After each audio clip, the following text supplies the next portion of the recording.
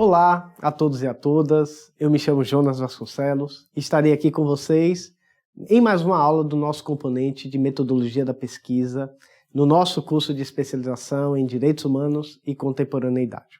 Hoje vamos falar sobre os conteúdos da nossa primeira unidade, buscando aproximar vocês dos debates sobre o que seria o saber científico.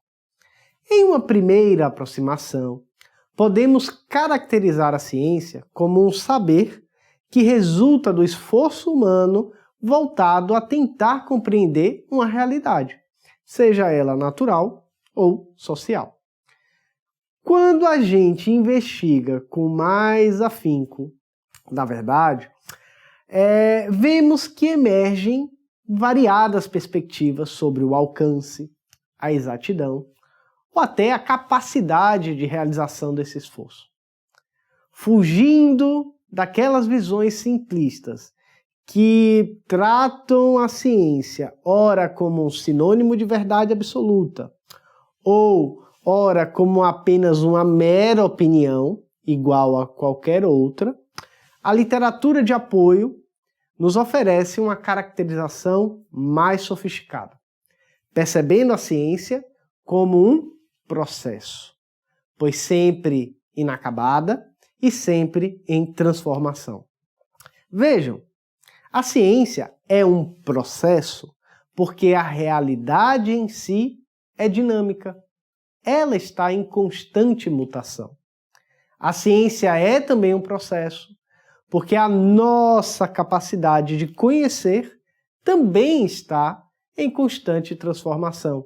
Isso porque interagimos, aprendemos novos elementos, criamos conceitos, ressignificamos fatos e, com isso, a própria realidade observada também é moldada pelo sujeito que a observa.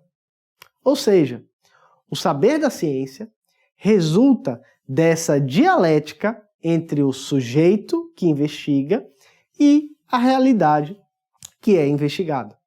Relação que sempre opera dentro de determinadas condições históricas, sociais e culturais.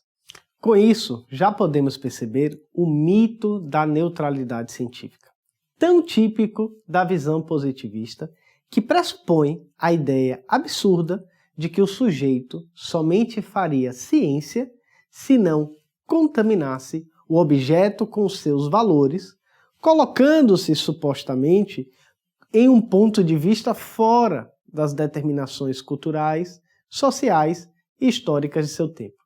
Isso é um mito.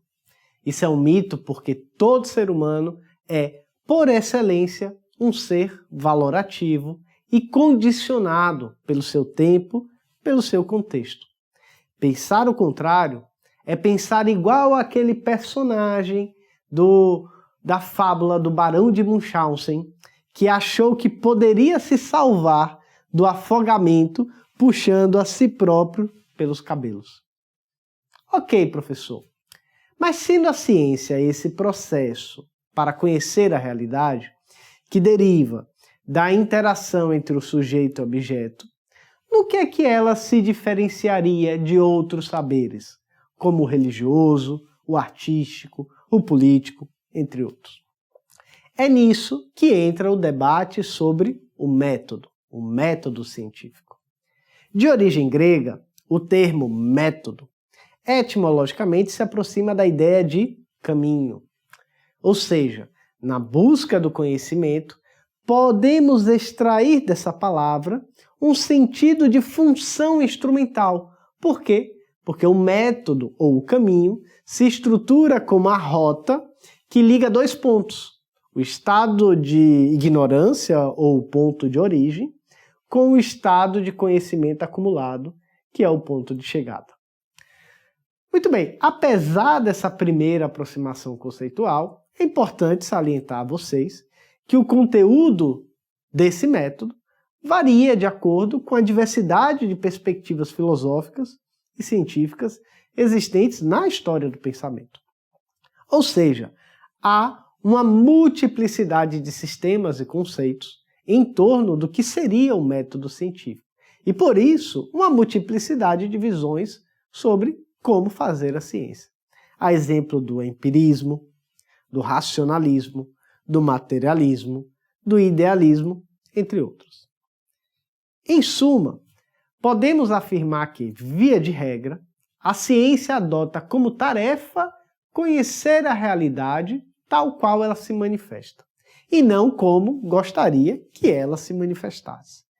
Ou seja, tentando separar desejo de análise. Não se trata de uma perspectiva de neutralidade, como já criticamos, mas a busca pela objetividade, que é, na verdade, o movimento ininterrupto de aproximação do conhecimento em torno do objeto que é pesquisado, da realidade que é investigada. Movimento, pois a ciência é processo, lembram? Essa é uma tarefa socialmente determinada por alguns fatores. Fatores subjetivos, que é o que a gente espera do cientista, ou seja, um rigor, um esforço de profundidade, a capacidade de questionar, de precisar os termos e conceitos utilizados, a capacidade de analisar e sintetizar dados de forma coerente, com lógica. A segunda determinação são os fatores objetivos, ou seja, a existência de interesses econômicos, sociais, políticos, tecnológicos, que moldam as atividades das pesquisas realizadas no campo da ciência. Uma outra unidade de fatores são os fatores geopolíticos. Afinal, a estrutura de poder internacional molda a dinâmica da difusão das ideias. Existe, meus caros, minhas caras, uma geopolítica cultural que integra a triste história dos genocídios e epistemicídios de vários povos do mundo ao longo da história. E a quarta determinação são os próprios fatores de ordem epistemológicas, ou seja, a existência de diferentes teorias e métodos sobre o conhecimento acabam também, em conjunto com as outras determinações, moldando o ato da pesquisa científica que os indivíduos realizam, seja de forma isolada, seja dentro das suas instituições. Muito bem, espero que essas considerações ajudem e estimulem vocês no estudo e no aprofundamento da leitura dos materiais que foram disponibilizados para a nossa primeira unidade. Até a próxima!